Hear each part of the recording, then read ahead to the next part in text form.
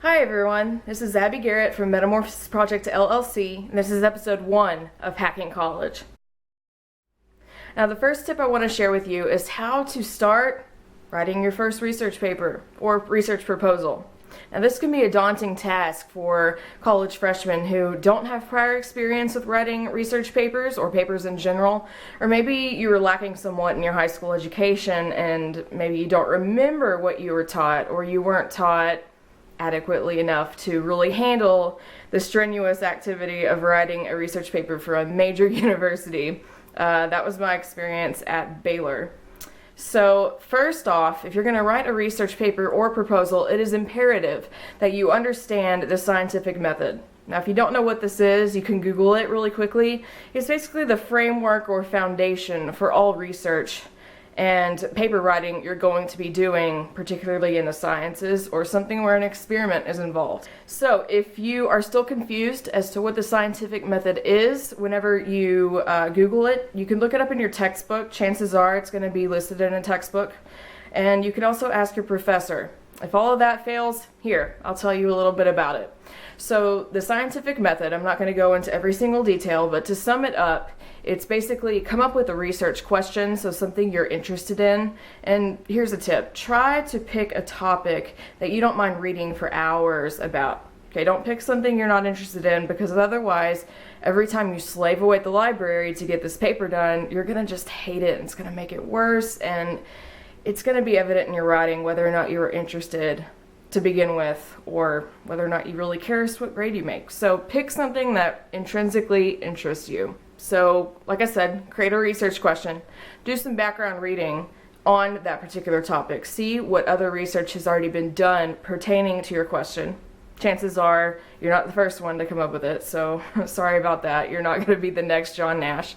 Then, once you've done some background reading, you can begin formulating your experimental procedure, how you're going to go about testing your hypothesis. And then once you do that, you're either going to adjust your experimental procedure, change up a few things, or you're going to continue on with it. You've got good data, and your data either supports your hypothesis or doesn't support it. And in your paper, you need to report why in the discussion section or results section if your professor tells you that's where they want it. Chances are it's going to be in your discussion section. Another problem a lot of college freshmen come to me with, or even college upperclassmen, is how do I find sources for my paper? Because, like I said, you're not going to be the next John Nash. Chances are. Maybe you will. Who knows? But for right now, you're not. So you're going to need to build your research and conduct your experiments based on prior research in your field. This is why, like I mentioned regarding the scientific method, it's very important that you do background research, meaning look up other literature, look up other papers and articles and experiments that have something to do with your topic. Usually, this is another hack that I learned to use later on. Don't just come up with an idea out of thin air. I don't recommend that. I recommend first you flip the switch and do some background reading on a general topic you're interested in. See what other researchers have found or what they have done as far as their methodology or procedure is concerned, and then build something on top of that. So let's say you find a paper on, I'm going to use my area of interest, what my thesis topic was in, religion and prejudice. Hence why I've got all these religious books behind me. I had to do a lot of stuff. I really had to dive in to those topics in order to write something worthwhile about it. So let's say that being around religious icon images makes someone subconsciously more likely to judge others. Okay, I'm pretty sure there's a paper on that I've read that's already been done. Okay, so you're going to read that paper, and then at the discussion section, they often have suggestions for future research building on their paper. You can use some of what they say in that section if no one else has already taken it, but chances are as an undergraduate, you're not expected to write something that's publishable. So I would, if all else fails and you can't come up with something original, look in that section and try to sort of copy the idea that they have proposed for future studies. So let's say that icon images of like crosses, Stars of David, Ganeshas, the Hindu elephant god. Let's say that people being around those things makes them more religious, and therefore they're more likely to exhibit right-wing authoritarianism, religious fundamentalism, things like that, and judge others. Okay, so you could say, well, what if religious music was playing in the background? Instead of religious images, what if it's auditory? Okay, so you walk into a store, you hear Christmas music, and it's sacred instead of secular. So it's about Jesus instead of jingle bells. You could try to test out, would that yield the same results as the religious icon study? Or would it be different? Or would people be more prejudiced as a result, or less prejudiced? You see what I'm saying? So that's a really wordy, long, drawn-out example of how you can build on previous research to come up with a somewhat original idea and carry it out for the sake of your class that you have to write a paper for. You can do the same thing if you really do want to conduct real research and get published. So how do you find citations? How do you find sources? Refer to your particular writing manual's guide. Okay, so I use APA. You may use MLA, Turabian, so make sure you really understand forward and backwards how to cite things according to whatever citation standard you're assigned. How to find sources, you can usually go to your university's library website, and there should be a research tab somewhere. On that research tab, a drop-down menu or another page may appear that has a link called databases or online journal or e-journal search, something like that. You're going to click on that, and a list of databases should come up, or a search engine like EBSCOhost may pop up, something like that. And that is how you're going to look for papers. You're going to type in keywords regarding your research topic in the top to see what other literature has been done on that subject. If you're unsure of what the keywords are, ask your professor or use common sense. Okay, are we talking about religion and prejudice here in this realm of psychology of religion? Okay, so you're going to type in religion, comma, prejudice, or religion. Go to the next line if it's like EBSCOhost and there's multiple fields. They're called fields. Type in religion, prejudice, judgment, attitudes, mood states, violence, altruism. Okay, all those are very common words related to the psychology of religion, particularly with experiments like I mentioned. Okay, so that is how you will begin to search for other articles related to your topic. Also, if you find that by the time you've gathered a bunch of articles and you've been writing your paper and you're going back through and you're revising it and you realize, you know what, I need more than 10 sources.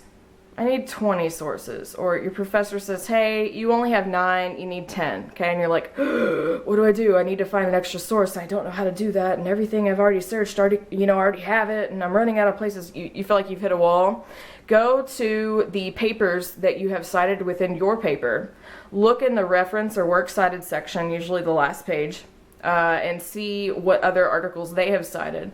Chances are there will be at least one out of that huge list that you could use as a source. However, do not do this halfway. Do not exert halfway effort, okay, because your professor will pick that up. If you just typed in religion and prejudice into the EBSCOhost fields and took the first 5 articles that popped up and cited them within your paper, like you just threw them in and they're in your works cited section, your professor is going to pick that up, and chances are they may even warn you of doing that at the beginning of the semester. Don't do that. Actually read the paper. A trick that I use to be more productive and time efficient with that is, like I said, I type in the keywords that I want to search within papers, and I'll find some titles of articles that look relevant to what I'm doing, and I will click on them, usually in separate tabs so I can keep track of all of them, and I will read the abstract. The abstract is basically a short summary of what the paper's about and what the results yielded. So that is a really quick way to avoid reading the entire paper at one time, but quickly get a summary of the paper, understand what it's about, and begin organizing your sources as, yes, I could use this within my paper, no, I should discard that one. That's how you can do that. And if you need extra help with that, I offer tutoring and mentorship in which I can really teach you hands-on how to do that really effectively. So how do you maximize productivity and avoid procrastination? This is, I think, the major issue that college students face: procrastination and underestimating how much time it will take to complete a particular project. Now, even as many hours I would spend in the library, I'm a perfectionist, and that means that I self-edit as I write papers. Okay, that can waste a lot of time because it makes me feel like every single paragraph has to be perfect before I move on to the next one. I don't recommend that. Try to avoid it if you can. What I do recommend is beginning to work on your paper as soon as possible by finding sources, getting a good understanding of what you need to do, how it's going to look, and what is needed in order for you to begin preparing your paper or conducting your experiment. Go ahead and find as many sources as you can right off the bat. You can always eliminate sources later, but sometimes you don't have enough time to gather more sources. So remember that. Before I even create a research question, sometimes I'll just print out articles that I find really interesting that kind of relate to one another. So that way I have this stack, this collection of articles that may be relevant to what I'm doing.